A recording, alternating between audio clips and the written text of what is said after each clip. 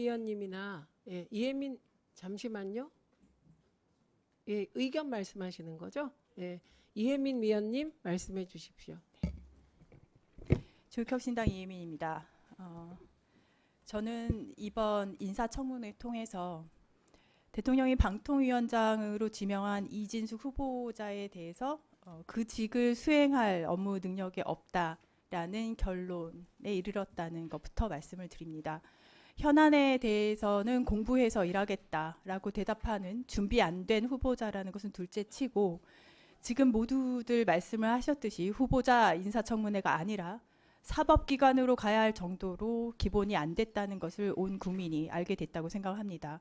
그리고 아까 박충건 의원님께서 정책 발언 안 했다고 말씀을 하셔서 이에 대한 의사진행 발언 또한 좀 해야 되겠습니다. 이번 제가 청문회를 준비를 하면서 준비한 질의 제목을 읊어보겠습니다. 방통위 역할 및 주요 정책 현안, 세월호 관련 질의, 위키트리 관련 질의, 트로이컵 관련 질의, 리스크 매니지먼트, 인앱 결제, 신상 발언, 위반만 하는 행동에 대한 질문, 문화계에 대한 방통위원장으로서의 가치, 프로세스. 제가 방통위 역할 및 주요 정책 현안을 가장 먼저 앞에 세웠습니다. 해서 단통법, UHD에 대한 방통위의 기본적인 방향성, 망사용료에 대한 방향성들을 물었습니다. 하지만 저는 그 직무 능력을 물어봤자 공부해서 하겠다라는 의견이라 질문 방향성을 돌릴 수밖에 없었다라는 것 말씀을 드리고, 이것은 이진숙 후보자가 직접 자초했다라는 것 또한 언급합니다. 제가 오늘 보고서 관련해서 좀 더 자세한 의견을 내기 전에 잠시 오늘 언론 보도에 나온 것을 언급을 해야겠습니다. 여당에서 현재 과방위 최민희 위원장님에 대한 국회 윤리특별위원회 제소를 추진한다는 보도인데요.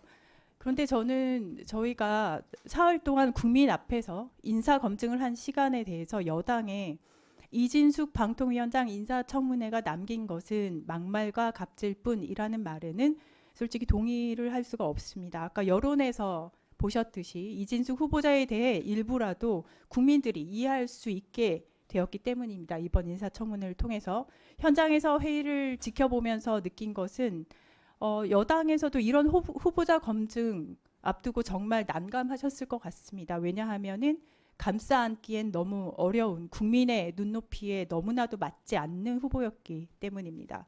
저는 여당의 이진숙 후보자 말고도 정말 훌륭한 방통위원장 후보자 많을 거라고 생각을 합니다. 그에 동의하신다면 윤리특위 제소 결정 철회를 촉구드리고요. 야당과 함께 솔직하게, 진짜 솔직하게 이진숙 후보자에 대한 부적격 의견을 주시면 좋겠습니다. 또 한 가지 중요한 언급을 좀 해야겠습니다. 이진숙 후보자가 인사청문회 도중에 여러 번 실적을 언급하며 본인의 능력을 증명했다라고 한 내용이 있습니다. 굉장히 여러 번 말씀을 해서 듣다 못한 관계자들이 좀 전에 제보를 또 해왔습니다. 한번 읽어보겠습니다. 이진숙 사장 재임 기간 지역 방송사 중 경영 실적이 2위, 1위인 것은 광고 협찬 유치로 이뤘다기보다는 신입 사원 충원 안 하고 흑자임에도 연차 수당 삭감하고 임금 지연 지불하고 기본급 삭감 등 직원들의 고혈을 짜내서 얻은 질 나쁜 성과였다. 이진숙이 경영의 품질 얘기했는데 말 그대로 질 나쁜 경영의 표본을 보여준 시기였다. 특히 2017년 유일한 흑자는 최장기간 파업에 참여한 직원들 인건비를 안 줘서 달성한 결과다.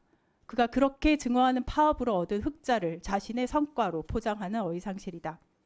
후보자 본인이 언급했기 때문에 반론이 들어왔습니다. 이에 대해 반론이 있다면 반론을 꼭 해보시기를 바랍니다.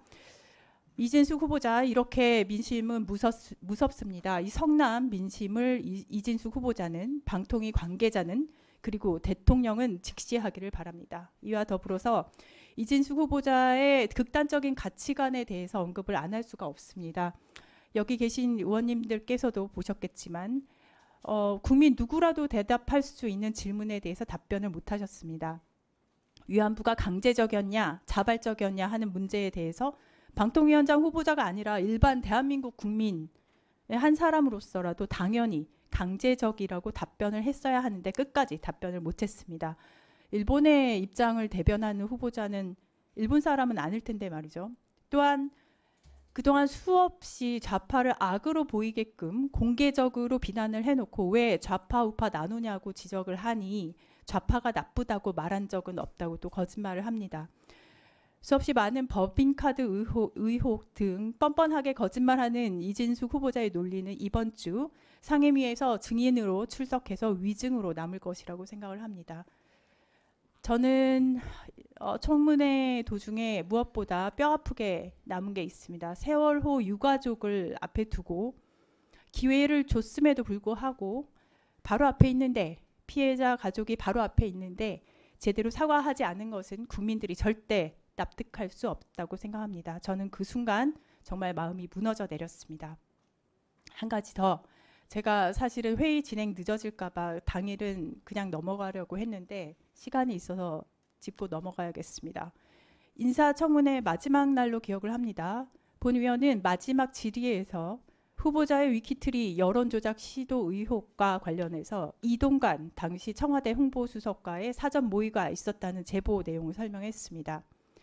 그런데 제 질의 후반부 한 2분 동안 이진숙 후보자는 갑자기 저쪽 반대편 벽을 바라보고 제가 질의를 끝날 때까지 다른 곳을 쳐다보고 있었습니다. 중간에 제가 다른 곳을 보시네요 했음에도 시정하지 않고 끝까지 반대편 벽을 보고 있었어요. 질문하는 사람의 눈을 바라볼 수도 없을 정도인지 묻지 않을 수가 없었습니다. 여론조작 의뢰에 대한 일과 이동관과의 관계를 떳떳하게 밝힐 수 있다라면 그렇게 했을까 싶습니다.